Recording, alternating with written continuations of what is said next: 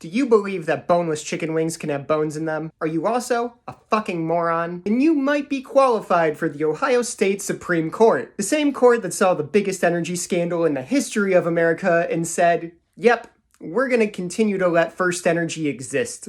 Because if there's one thing that Republican judges believe, it's that corporations have more rights than women. Bone-in, boneless chicken wings. Coming soon.